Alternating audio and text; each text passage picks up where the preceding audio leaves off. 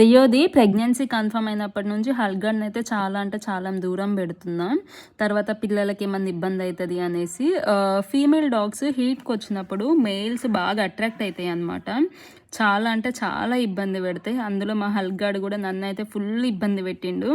అస్సలు టాయిలెట్కి తీసుకెళ్దామని చూస్తే హంపింగ్ చేయడం అట్లా వేసేవాడు. ఈరోజు అయితే ఇంకా వాళ్ళిద్దరిని వదిలేసా. కొన్ని డేస్ నుంచి వదిలేస్తున్నా అనమాట. ఇంకా చూడండి రియో హల్క్ని మిస్ అయిందంట. అబ్బో వాడి కాలు మీద పెట్టి మరీ పడుకుంటుంది. మూతి క్లీన్ చేస్తుంది. అగో వాడి ప్రేమ, దాని ప్రేమ చూడండి వాడితో అసలు. అబ్బా అలాంటి ప్రేమ ఎక్కడ దొరకదు కావచ్చు.